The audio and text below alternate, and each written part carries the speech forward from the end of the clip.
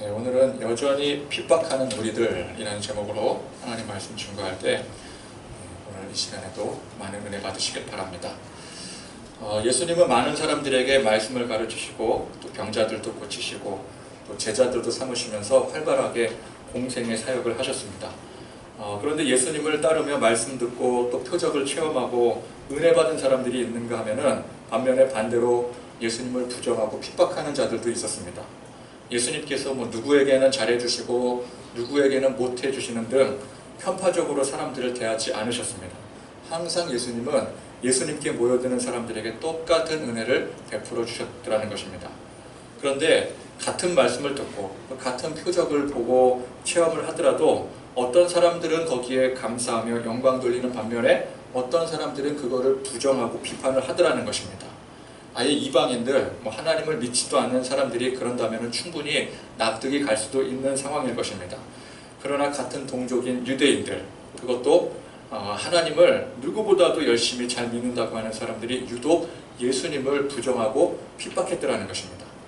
오늘날도 이방인들, 지금 제가 여기서 말하는 이방인은 우리나라 사람이 아닌 어떤 외국인, 그런 외국 사람을 말하는 것이 아니라 믿지 않는 사람들, 교회 밖의 사람들을 칭하는 것입니다. 이 이방인들이 예수를 부정하고 교회를 부정하고 핍박하는 것은 사실 납득이 될 만한 일이에요. 그죠? 믿지 않으니까, 인정하지 않으니까. 신천지나 이단들의 입장에서 보자면은 우리도 그들을 부정하고 핍박하는 것 아니겠습니까? 그죠? 왜 우리한테 이렇게 핍박하는 거야? 그들이 충분히 그럴 수 있는 입장이 된다는 거예요. 그런데 하나님을 믿는다고 하면서 하나님을 믿는다고 하는 사람들이 그 안에서 서로를 부정하고 핍박하는 일들이 비일비재하더라는 것입니다.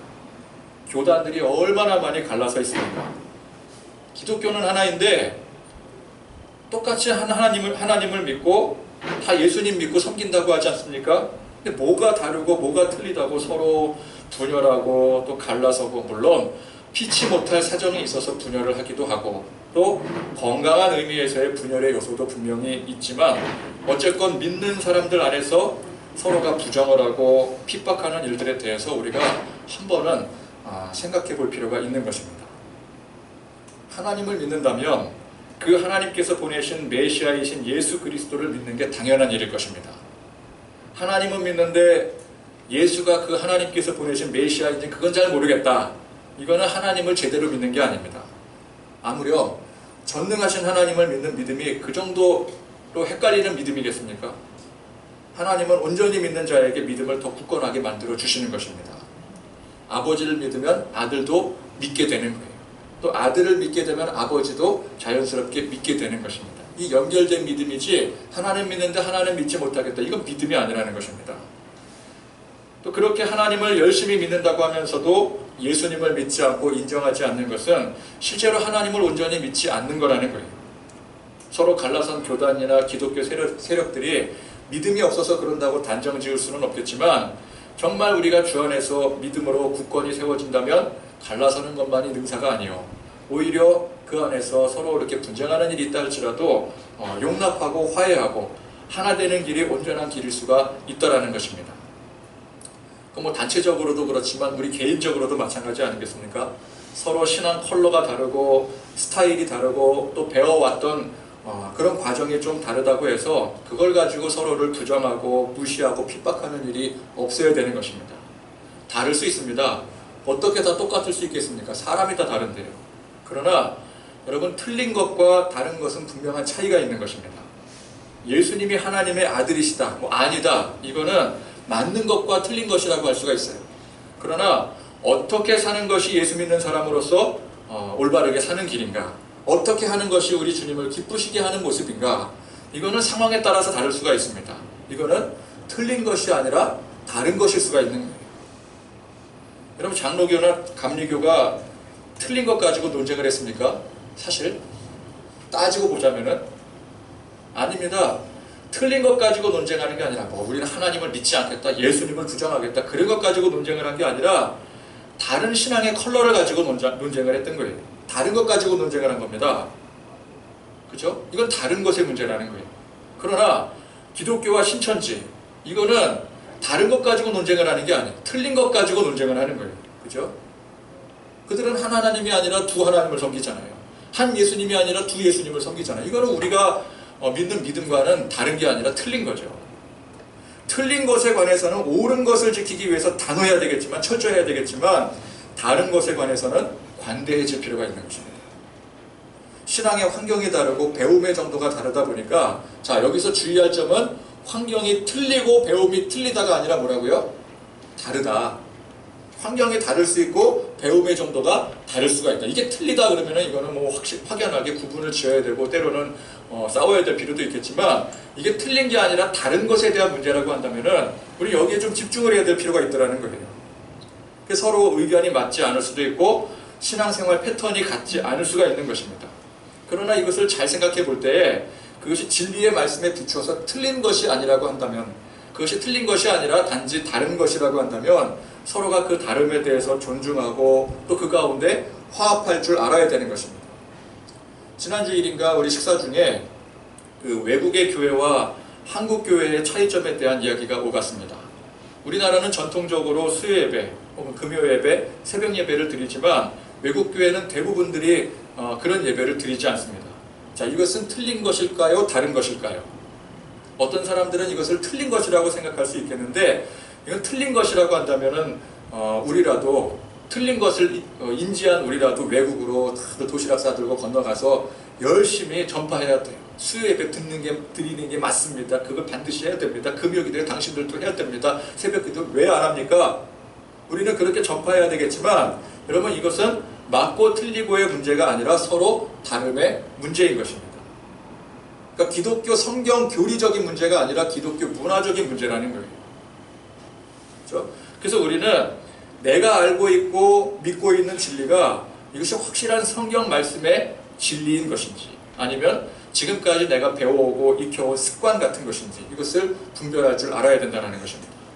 이게 판단이 제대로 안 서면 나와 다르다고 상대방을 정죄하고 핍박하는 일들이 벌어지게 되는 거예요. 사실 그리스도인들은 어떻습니까?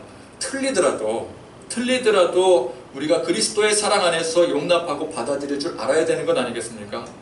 이게 진리와 비진리를 타협하자, 그 얘기가 아니라 그리스도의 사랑으로 포용을 해야 되는 그런 문제를 얘기하고 있는 것입니다. 하물며 틀린 것도 아닌 다른 부분에 대해서 용납하지 못하고 또 받아들일 줄 모른다라고 한다면 그 예수님을 제대로 믿는 게 아니라는 것이죠. 예수님을 믿는다면 그 예수님의 한없는 사랑으로 예수님이 우리를 용납하시지 않았겠습니까? 우리가 예수님의 용서를 받았잖아요. 그런 것처럼 예수님의 그 한없는 사랑으로 우리도 서로 사랑하고, 나와 다를지라도 의견을 달리할지라도 그것을 이해하고 또 용납하고 그 가운데 하나됨을 이루어 가야 되기 때문에 그런 것입니다. 유대 율법주의자들은 자기들이 하는 행위가, 모든 행위가 성경 말씀의 기준으로 볼 때 옳은 것이라고 여겼습니다. 그게 진리인 줄 알았어요. 내가 하는 것이 진리라고 생각했어요. 내가 하는 모든 행위가 다 성경 말씀에 기록된 진리라고 생각을 했어요. 그래서 어떻게 했어요? 그 잣대를 가지고 많은 사람들을 정죄하고 비판하고 핍박했더라는 것입니다. 그러나 그들이 행한 행위의 모든 것들은 진리의 성경 말씀을 기준으로 결코 옳지 않았더라는 거예요. 뭐 어떻게 옳지 않았는지 그 세세한 내용을 모르더라도 사랑이 없고 용납이 없고 정죄만 가득하다면 그들이 어떤 생각을 하고 어떤 행위를 하건 간에 그건 하나님의 말씀에 어긋나는 것이기 때문에 그렇습니다. 예수님은 원수도 사랑하라고 하셨습니다. 서로 사랑하는 것이 성경 말씀의 가장 중요한 원칙인 것입니다. 근데 그 가장 기준이 되는 원칙조차도 모르고 그걸 지키지 못한다라고 한다면 아무리 말씀을 잘 알고 또 노력을 해서 열심히 다른 사람들보다 많이 지킨다 할지라도 그건 하나님 말씀을 온전히 지키는 게 아닌 것입니다. 기본이 안 돼 있다는 것이죠. 자, 오늘 말씀 보니까 예수님은 심지어 친족들에게마저 배척을 당하셨습니다. 참 얼마나 이 안타까운 상황입니까? 가족들이 예수님을 배신하는 거예요. 예수님의 친족들이 뭐라 그랬어요? 예수님을 향해서 예수님더러 그가 미쳤다라 그랬어요. 미쳤다고. 저건 미친 사람이다. 그렇게 얘기를 했어요. 누가? 예수님의 친족들이. 가문의 수치라고 여긴 거예요. 이들은 예수님이 여러 사람들 구설수에 오르내리는 그 자체가 싫은 거예요. 괜히 시끄럽게 구설수에 오르면 우리 가문에 좋을 게 없다고 생각을 하는 겁니다. 게다가 지금 예수님의 일거수일투족을 당시 유대사회 지도층이라 할 수 있는 바리새인들이 또 서기관들이 또 이 대제사장 그룹들이 감시를 하고 있지 않겠습니까? 또 비판하고 있지 않겠어요? 괜히 그런 사람들에게 찍히기라도 한다면 이 유대사회 안에서, 유대사회는 굉장히 결속력이 강한 사회입니다. 그죠? 근데 이 유대사회 안에서 굉장히 많은 불이익을 당할 게 뻔한 거예요. 괜히 예수님 때문에 우리 가문이 피보게 생긴 거예요. 그래서 비친 사람이라고. 핏줄은 우리 가문 태생이지만 저 사람은 우리도 버린 사람이라고. 우리도 내놓은 사람이라고. 우리와는 상관없는 사람이라고. 그죠? 그들은 내 가족, 내 사람이라는 의식보다 이 가문의 안정이 훨씬 더 중요했던 거예요. 이 바리새인들이나 그 서기관들이나 또 오늘 이 예수님의 친족들이나 하나같이 예수님을 더 잘 믿고 더 잘 섬겨야 될 사람들 아니겠습니까? 이 바리새인과 서기관들 성경을 얼마나 열심히 공부하며 하나님을 잘 섬긴다고 스스로 지칭하는 사람들 아니었겠습니까? 그죠? 하나님을 잘 섬기고 성경을 알면 당연히 예수님을 더 잘 믿고 공경해야 되는 것이죠. 또 친족들, 이 친족들은 예수님 가족들이나 마찬가지 아니겠어요? 그러나 오히려 이들이 예수님을 핍박을 합니다. 미쳤다고 합니다. 귀신 들렸다고 여겼더라는 거예요. 선지자가 고향에서 인정받지 못한다는 성경 말씀이 그대로 이루어지고 있는 거예요.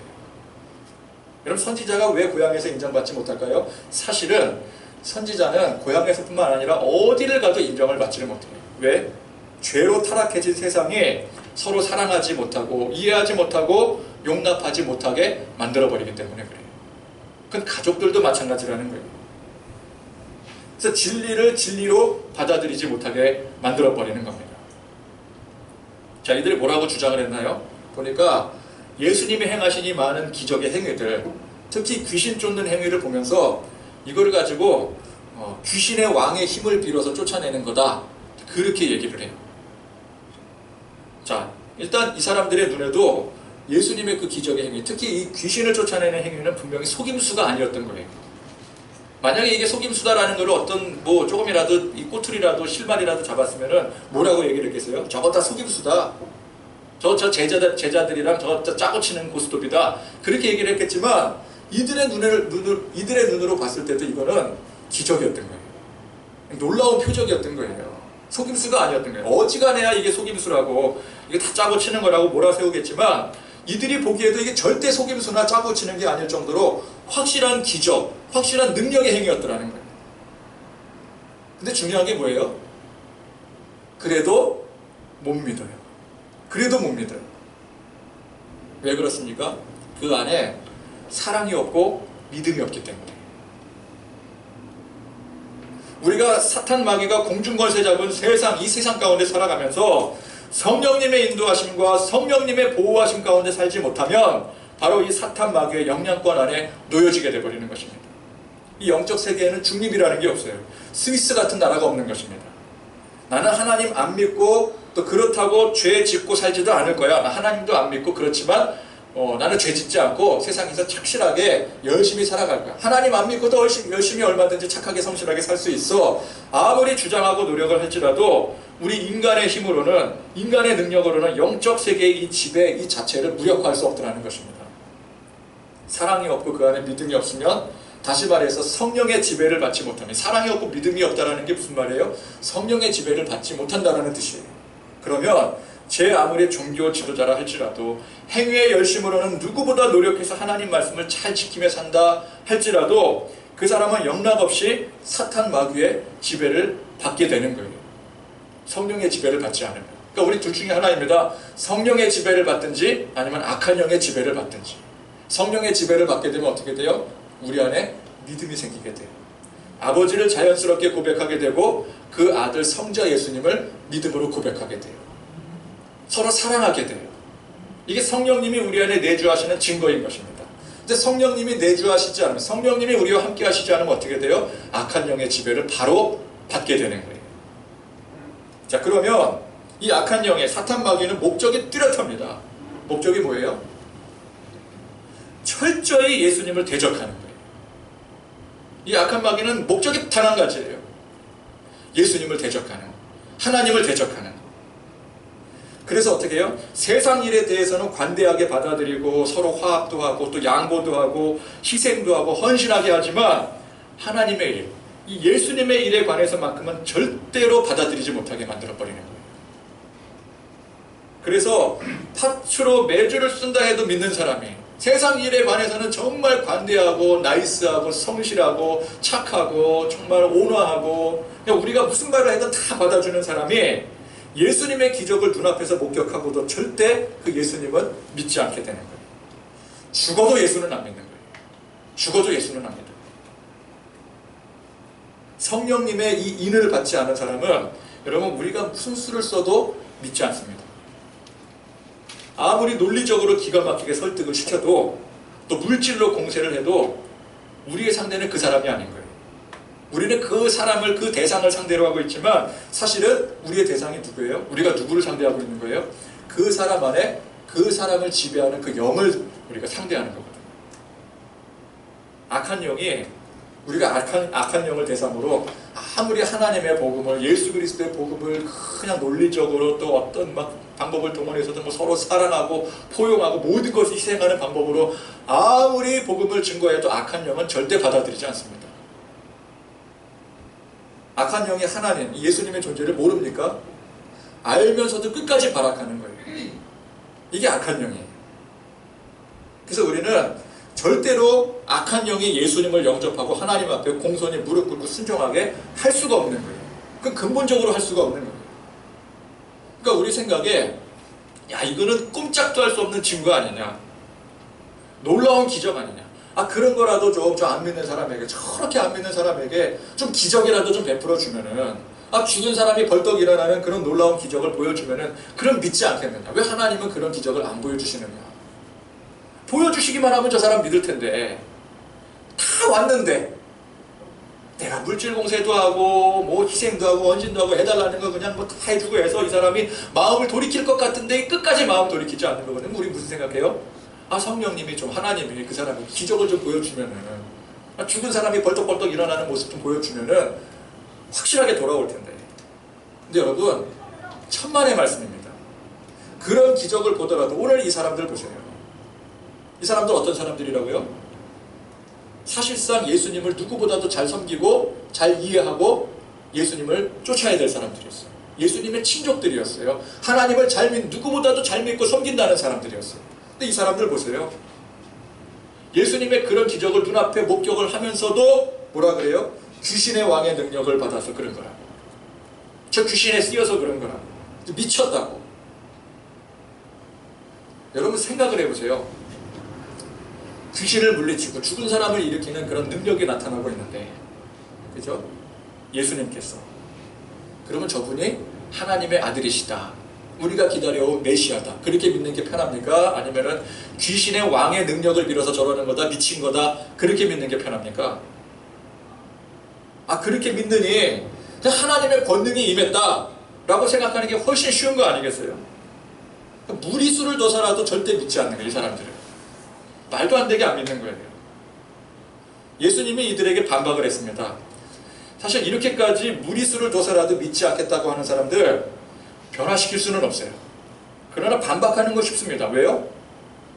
무리수에는 논리가 없기 때문에. 그러니까 세상 사람들이 어떻게든 예수 안 믿겠다고 예수를 핍박하고 부정하는 거에 대해서 우리가 조금만 생각하면은 이들을 반박하는 건 쉬워요. 왜? 이 사람들이 그렇게 예수님을 핍박하고 반박하고 안 믿겠다라고 버팅기는 거에는 논리가 없기 때문에 그래요. 가만히 보세요. 논리가 없어요. 평소에 논리 정연한 사람이 예수를 안 믿는 이 장면에 있어서는 논리가 없어요. 아무리 얘기를 해도 죽어도 안 믿는 거예요.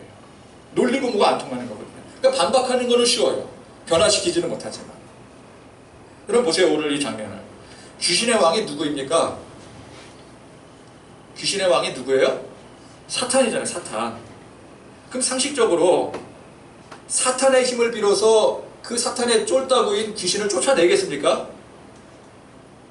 여러분이 귀신의 왕이라고 한번 가정을 해보세요. 내 힘으로 내 쫄따구를 내쫓겠냐고요. 이게 이해가 안 되십니까? 왜 나를 사탄이라고 그래? 그러면은 그게 아니라 이제 전쟁 중인데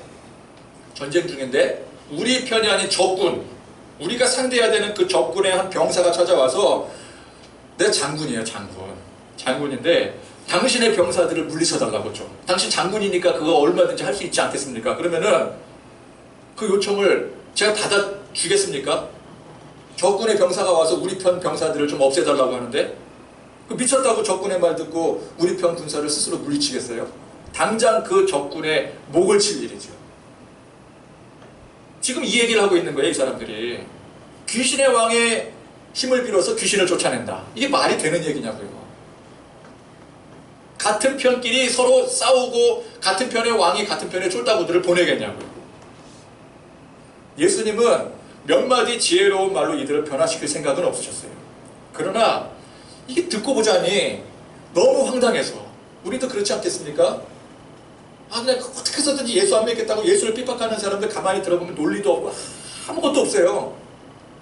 그럼 저 사람을 내가 변화시키기 위해서 내가 뭔가를 얘기하려고 하는 게 아니라 너무 답답해서 너무 황당해서 어떻게 그렇게 생각을 할 수 있을까? 또 앞뒤를 그렇게 아무런 생각 없이 그렇게 말할 수 있을까? 그래서 우리가 한마디 하잖아요. 그죠? 너무 답답해서. 그런 것처럼 너무 무리수를 두니까 답답해서 예수님께서 한 소리 하신 거예요. 사탄이 어떻게 해서든지 간에 자기 세력을 부풀려서 하나님 믿고 예수님 믿는 사람들 씨를 말리려고 하는데 사탄이 자기 스스로 분쟁을 하겠냐라는 거죠. 예수님은 사탄의 세력, 이 죄의 세상 권세를 물리치시고 해방시키시기 위해서 이 땅에 오셨습니다. 그래서 27절 말씀에 사람이 먼저 강한 자를 결박하지 않고는 그 강한 자의 집에 들어가 세간을 강탈하지 못하리니 결박한 후에야 그 집을 강탈하리라. 이게 무슨 말이에요? 예수님은 강탈하러 오신 거예요. 세상에서 악한 마귀의 권세에서 강탈하러 오신 거예요. 악한 마귀의 권세를 쫓아내러 오신 거예요. 사탄을 멸하러 오셨습니다. 그래서 어떻게 해요? 예수님이 말하신 것처럼 그 집에 들어가서 그 강한 자부터 일단 결박을 시키고 보자는 거예요. 그러니까 사탄의 모가지를 붙들어 매게 되면은 그 잔졸 세력들은 그냥 저절로 무너지게 되어 있는 것입니다. 오늘처럼 이렇게 당장 귀신 쫓아내고 그런 것은 우두머리 사탄의 모가지를 붙들어 매는 행위가 아니에요. 그건 전초전에 불과합니다. 예수님은 십자가에 스스로를 희생하심으로 그 십자가의 사탄을 결박시키시고 못 박으실 심산이셨던 거예요. 예수님은 사탄을 결단내러 오셨어요. 근데 무슨 사탄의 힘을 빌어서 귀신을 쫓아내고 그 아무 일도 아닌 거예요, 사실은. 그 사탄을 결박하러 오신 거라고요. 근데 이를 자꾸만 방해하고 부정하고 핍박하는 자들이 누구였습니까? 지금 오늘 이렇게 예수님을 핍박하는 사람들, 그죠? 친족들, 바리새인들, 하나님 잘 믿는다고 스스로 자칭하는 사람들. 예수님이 그런데 이들을 향해서 뭐라 그랬어요? 이들의 죄를 어떤 죄로 규정을 하셨어요? 성령을 모독하는 죄다. 성령을 모독하는 죄라고 칭하셨어요. 예수님께서 하실 궁극적인 사역, 사탄을 완전히 멸하시려는 계획에 반기를 드는 자들이 곧 성삼위일체 하나님께 반기를 드는 것과 똑같은 일이라는 것입니다. 그러니까 예수님을 비판하는 건 단지 예수님을 비판하는 게 아니죠. 하나님을 정면 비판하고 도전하는 행위인 거예요. 여러분, 사람이 살면서 죄를 짓고 삽니다. 누구의 영향 때문에 죄를 짓습니까? 악한 영의 영향 때문에 우리가 죄를 짓고 사는 거예요. 우리가 죄를 짓고 싶지 않아도 자꾸만 이 악한 영이 우리 안에 틈타니까 우리는 나도 모르게 자꾸만 죄를 짓는 거예요. 죄가 즐거워서 죄를 짓게 되는 거예요. 그래서 그 악한 영을 완전히 결박하고 무너뜨리게 되면은 우리의 죄는 자연적으로 소멸되고 해결이 되어지는 거예요. 우리가 행위를 열심히 하고 그런다고 해서 죄가 해결되지 않아요. 죄는 끊임없이 반복이 되어져요. 끊임없이. 그러니까 죄를 박멸하려면 어떻게 돼요? 그 죄의 근원을 뿌리 뽑아야 되는 거예요. 예수님께서 이 악한 영의 이 우두머리 괴수인 사탄을 완전히 박멸시켜버리면 그 밑에 죄는 자연스럽게 소멸되게 되어 있는 거예요. 그러나 하나님을 대적한 이 사탄은 어떻습니까? 그의 세력들은 어때요? 용서받지 못하는 거예요. 죄는 해결이 되어지지만 그 죄의 근원이라고 할 수 있는 이 악한 영들은 용서받지 못하게 되는 거예요. 그래서 그들이 우리의 모든 죄를 지고 완전한 심판을 받게 되는 것입니다. 그러니까 예수님께서 십자가에 달리셨다는 게 사실은 무슨 뜻이에요? 그 십자가에 우리의 죄를 모두 예수님께서 못 박으신 거죠. 그것은 곧 악한 사탄 마귀의 모든 결계를 그 십자가에 못 박은 것을 의미하는 것입니다. 우리 대신에, 그죠? 우리가 죄를 지어서 우리가 죽어야 되는데 예수님은 우리를 죽이지 않으시고 하나님은 우리를 죽이지 않으시고 우리를 심판하지 않으시고 우리의 죄의 근원이 되는 악한 영을 결박을 하시는 거예요. 그래서 성령을 모독하는 죄는 하나님의 계획에 반기를 들어 사탄과 동급으로 취급을 받는 죄를 말하는 것입니다. 이건 용서를 받을 수 없는 죄인 거예요. 그러니까 물리법칙처럼 죄를 지으면 그 심판을 받아야 돼요. 근데 우리의 모든 죄를 우리가 받아야 되지만 어떻게 하셨어요? 예수님께서 대신 지시고 그 대신 심판을 누가 받게 하셔요? 그 죄의 근원이 되는 악한 영들이 우리 대신에 그 심판을 모조리 받게 되는 거예요. 그래서 마지막 날에 어떤 일이 벌어집니까? 심판이 벌어지게 돼요. 악한 영은 모조리 다 저 무적의 물로 들어가게 되는 거예요. 우리의 모든 죄를 그들이 가지고 들어가는 거예요. 죄의 근원이 되는 이 악한 영들이에요. 그러니까 죄는 그냥 없어지는 건 아니에요. 누군가가 그 죄의 대가를 치러야 돼요. 악한 영이 그 죄의 대가를 치르게 되는 거예요. 이건 물리법칙이에요. 그러니까 이 성령 회방죄는 다른 게 아닙니다. 하나님을 믿지 못하고 예수님을 핍박하는 그 자체가 성령 회방죄요, 악한 영의 회방이요, 용서받지 못하는 죄가 되는 거예요. 그래서 마지막 심판 때에 분명한 그 죄값을 치르게 되는 것입니다. 여러분 이걸 아셔야 돼요. 예수님을 믿지 못하고 하나님을 부정하게 되면은 지금 사는 세상 속에서는 뭐 때로는 우리보다 더 잘 살 수도 있고 더 오래 살 수도 있겠지만 마지막 심판의 때가 되면은 반드시 심판을 받는다는 사실이에요. 왜? 하나님을 대적하고 성령을 모독했기 때문에. 이게 성령 모독죄예요. 하나님을 믿지 않고 예수님을 부정하는 그 자체가 성령을 모독하는 거예요. 그건 악한 영의 행위라는 거예요. 악한 영의 행위가 성령을 모독하는 행위예요. 도둑질을 하고 설령 사람을 죽인다 할지라도 그 죄는 하나님 앞에 용서받을 수 있습니다. 아무리 악한 죄를 지어도 우리는 그 죄를 용서받을 수 있어요. 왜? 그 모든 죄를 하나님께서는 용서하셨기 때문에. 탕자처럼 방황하고 세상 욕망에 물들어 살다가도 다시 아버지께 돌아갔어요. 하나님 앞에 돌아오면 그 죄는 모두 용서받을 수가 있는 것입니다. 그러나 끝내 믿지 못하고 하나님 부정하고 예수님 부정하면 그건 용서받을 수 없게 되는 거예요. 그래서 예수 안 믿으면 어떻게 돼요? 지옥 가는 거예요. 용서받지 못하는 거예요. 예수를 믿지 않으면 용서받지 못하는 거예요. 사람을 죽이면 용서받지 못하는 게 아니에요. 도둑질하면 용서받지 못하는 게 아니에요. 거짓말하면 용서받지 못하는 게 아니에요. 사기친다고 용서받지 못하는 게 아니에요. 아무리 사기꾼의, 살인자의, 강도의, 천하의 죄인이라 할지라도 그가 하나님께 돌아오기만 한다면 그 자리에서 용서받는 거예요. 근데 용서받지 못하는 죄가 뭐예요? 하나님을 끝까지 믿지 못하는 거예요. 예수님을 끝까지 부정하면 그 죄는 용서받지 못하는 거예요. 그게 뭐라고요? 이게 성령 회방죄예요. 어떤 사람은 예수님을 저주하고 성령님을 저주했던 사람은 그 성령 회방죄가 적용이 되어서 영원히 용서받지 못할 거다, 그렇게 생각하기도 합니다. 그러나 여러분 생각을 해보세요. 하나님을 안 믿을 때는 굳이 말로 저주하지 않아도 그 안 믿는 자체가 예수님을 저주하고 성령님을 저주하는 행위입니다. 근데 그럴지라도 그 사람이 예수 믿고 돌아오면 어떻게 돼요?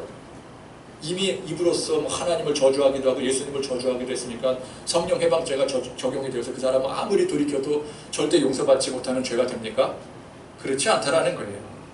돌아오면은 그 죄는 용서되는 거예요. 여러분 세상에 예수 믿지 않는 많은 사람들이 있어요. 그들에게 우리가 복음을 전했을 때 성령이 그에게 임해서 그가 돌아오면 그 사람은 용서가 되는 거예요.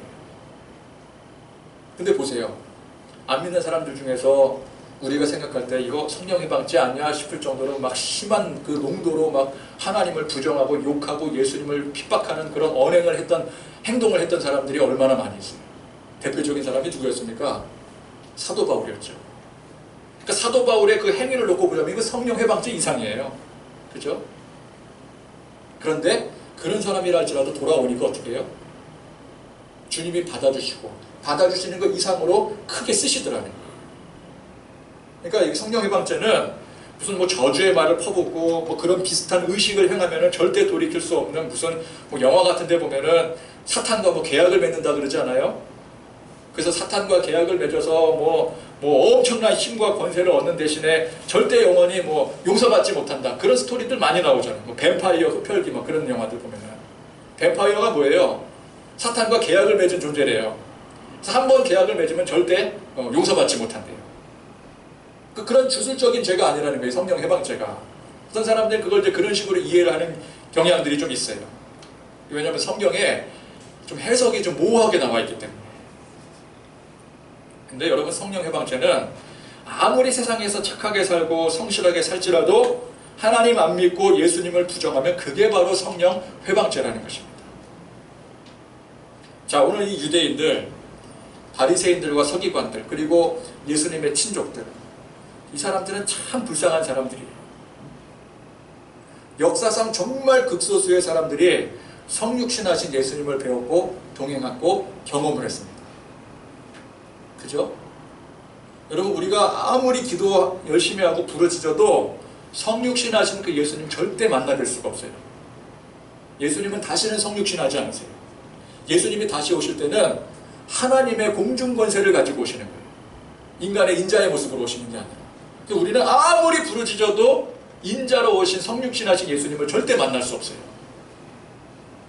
그거는 그 시대에 딱 3년간 있었던 일이에요. 물론 이제 예수님의 그 이전에 30년의 생애에도 만난 사람은 예수님 만났다고 할 수 있겠지만, 적어도 예수님께서 이 공생의 기간을 시작하신 그 3년 외에는 그 어느 누구도 역사상 예수님을 성육신하신 예수님을 만날 수가 없는 거죠. 그러면은 여러분, 그 3년 동안 예수님을 알고 쫓았던 사람들이라든지 아니면 뭐 예수님 부정했던 사람들이든지, 이 사람들은 인류 역사상 엄청난 기회를 맞은 사람들이라고요. 그죠? 얼마나 놀라운 일입니까? 성육신하신 예수님을 한번 만나 뵀다라는 게. 우리는 죽었다 깨도 그거 못하거든요. 아무리 열심히 기도해도. 성령으로 만날 수는 있지만 직접 만나 뵐 수는 없는 거예요. 또 우리가 천국 가서 예수님 만나지만 그거는 성육신하신 예수님을 만나는 게 아니라 성삼위일체 예수님을 그대로 만나는 거예요. 그런데 그 인류 역사상 가장 위대한 기회를 잡은 이 사람들이 스스로 그 기회를 저버렸더라는 거예요. 성령을 회방했더라는 거예요. 이 얼마나 안타까운 일입니까? 그래서 저는 인류 역사상 가장 불쌍한 사람들이 이 사람들이라고 생각해요. 그 누구도 경험할 수 없는 그 놀라운 경험을 할 수 있었던 사람, 했었던 사람들인데 스스로 그 경험을, 그 기회를 저버린 거예요. 본디오 빌라도, 가룟 유다, 기회가 있었음에도 불구하고 그들은 끝내 그 기회를 저버렸어요. 본디오 빌라도는 그 아내에게까지 얼마나 안타까워요. 기회를 줬는데. 가룟 유다 얼마나 안타깝습니까? 오늘 이 유대인들, 바리새인들, 서기관들, 그 친족들 다 마찬가지예요. 지금도 이 땅 가운데 예수님의 그 피 묻은 십자가의 복음은 땅끝까지 이르러 증인된 사명을 감당하는 자들에 의해서 우리를 통해서 열심히 전파되어지고 있습니다. 그러나 정작 그들과 가까이 있는 사람들, 교회가 가장 왕성히 세워지고 성령의 역사가 흘러넘치고 있는 가운데서도 여전히 하나님 믿지 못하고 예수님을 영접하지 못하는 사람들이 너무도 많더라는 거예요.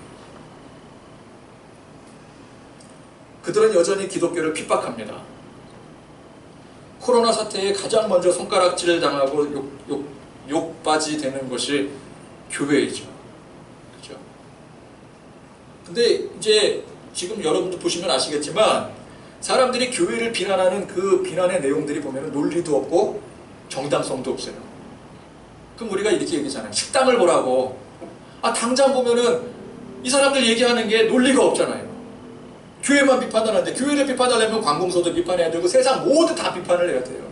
모이는 모든 곳은 다 비판해야 돼요. 근데 유독 어디만 비판을 해요? 교회만 비판하는 거예요. 이게 논리도 없어요. 아무것도 없어요. 사랑도 없고 용납도 없고 이해도 없어요. 식당 하는 사람들은 다 이해를 해줘요. 식당 하는 사람도 어렵잖아. 그럼 교회 하는 사람은 안 어렵습니까? 그러니까 이 사람들은 교회에 대해서는 용납도 없고 이해도 없어요. 사랑도 없어요. 논리도 없어요. 아무것도 없어요. 그냥 무조건 비난하고 보는 거예요. 아무리 똑똑한 사람도 일단 교회는 비난하고 보는 거예요. 그럴 때면 우리도 화가 나죠. 얼마나 화가 납니까? 불끈불끈합니다. 억울합니다. 그러나 믿지 않는 사람들이 이유도 없이 논리도 없이 조금 더 이해함 없이 핍박하고 부정하는 것은 이거 당연한 일이라는 거예요. 성령이 그들에게 임하지 않고 악한 영이 그들에게 임하기 때문에 그들이 성령의 지배를 받지 않는 한 모두가 성령을 회방하는 사람들이기 때문에 그렇습니다. 그러면은 그 예수님 시대에 예수님을 믿지 못하고 예수님을 누구보다도 잘 믿어야 되는데도 불구하고 성령을 회방했던 이 사람들이 불쌍한 것처럼 지금 이 시대에 또 예수님 믿지 못하고 성령을 회방하는 사람들 똑같이 불쌍하다는 거예요. 자, 우리는 먼저 감사해야 됩니다. 무엇에 감사해요? 코로나가 사태가 이렇게 오래 지속되는데도 불구하고 그래도 돈 벌게 해주셔서 감사합니다. 물론 그것도 감사하고 그래도 나는 걸리지 않고 우리 가족들은 걸리지 않게 건강하게 해주셔서 감사합니다. 물론 그것도 감사하지만 우리가 무엇에 감사해야 됩니까? 여러분, 우리가 저 세상 밖에 교회를 비판하고 예수님을 부정하고 성령을 회방하는 사람들과 사실 다를 게 뭐가 있어요? 우리 다 똑같은 사람들 아니겠습니까? 우리 뭐 태어날 때부터 이마에 표 받고 태어났습니까? 우리 태어났더니 이마에 십자가가 딱 박혀 있었던가요? 우리 뭐 피가 다릅니까? 예수님과 똑같은 혈액형인가요? 다 우리 세상 사람들과 똑같은 사람들이라는 거예요. 근데 성령님께서 우리에게 임하시고 우리를 예수 믿게 하시고 하나님의 사람으로 인을 쳐주셨으니 이게 감사한 거예요. 무엇보다 감사한 일이에요. 아니, 하나님 왜 하고 많은 사람들 중에서 저를 구원해 주셨죠? 그건 이해를 하지 못하겠지만 어쨌건 감사할 일이라는 거예요. 무엇보다 감사한 일이에요. 근데 어찌된 일인지 저 세상 밖에 여전히 성령을 회방하고 예수님을 핍박하는 사람들은 아직까지 성령님이 그들에게 인을 쳐주시지 않으니까, 그러니까 아무것도 모른 채 지금 성령님을 회방하고 예수님을 핍박하는 데 앞장을 서고 있는 거예요. 그래서 우리는 너무 교회가 핍박당하고 공격당하는 거에 대해서, 우리 예수 믿는 거에 대해서 주변 사람들이 얼마나 따가운 눈초리로 쳐다봅니까? 특히 요즘 시대에. 그죠? 우리 교회에서 이렇게 나오면 사람들이 이상한 눈으로 쳐다봐요. 가지 말란 애들 좀 가지 좀 말지 좀. 어우, 저 개독교인들 저 말 더럽게 안 들어. 그리고 자기들은 다 카페 가고 식당 가고 다 가잖아요. 놀러 가고. 단체로 막 놀러 가고. 그럼 우리 막 억울하죠. 근데 이게 억울하다, 분노할 게 아니라 불쌍히 여기고 긍휼히 여겨야 된다는 거예요. 성령이 임하지 않았을까? 저들이 자기들도 모른 채 악한 영의 앞잡이 노릇을 하고 있는 거를 자기들도 깨닫지 못하고 저러고 있구나. 저대로 살다가는 마지막 예수님 오실 때 심판의 대상이 되는데, 저 용서받지 못할 죄인데, 당장 우리가 나가서 전도를 하지 못하는 상황이지만 우리 그런 마음을 가지고 세상을 바라보시면서 기도하시기를 바랍니다. 저들에게도 성령의 역사가 일어나기를, 이 코로나 사태를 통해서 이 코로나가 빨리 종식이 되는 것도 중요하지만 무엇보다 중요한 건 뭐예요? 예수 믿는 거예요. 예수 믿은 우리는 이 예수 믿는 그 마음을 가지고 또 우리가 뭐 코로나를 겪든 또 어떤 더 어려운 상황을 겪든 간에 그래도 우리는 예수 믿으니까 다행이잖아요. 감사하잖아요. 근데 저들은 어떤 상황이 오든 간에 아무리 세상이 좋아져도 예수를 믿지 않으면 그거 다 저주도 받은 상황 아니겠습니까? 저들에게 성령의 역사가 일어납니다. 코로나가 해결되는 것보다 훨씬 더 시급한 문제라는 거예요. 호국의 달을 맞이해서 우리가 나라와 또 이 나라뿐만 아니라 또 민족과 열방을 생각하면서 여러분 기도하실 때 저들에게도, 저들의 영혼에게도 하나님 기회를 주시옵시고 우리에게 성령님께서 임하셔서 인을 쳐주셨듯이 저들에게도 인을 쳐주시옵소서. 그럼 그렇게 기도하는 저와 여러분들 되시기를 바랍니다. 또한 이제 믿는 우리 안에서는 정말 하나됨을 이루어 살아가야 되지 않겠습니까? 하나님 믿는, 또 예수님 믿는 그 믿음 안에서 서로가 좀 다를지라도, 틀린 것이 아니라면 다를지라도 서로가 용납하고 서로 화합하고 사랑으로 하나 되어지는 그런 거룩하고 복된 공동체 되기를 간절히 소망합니다.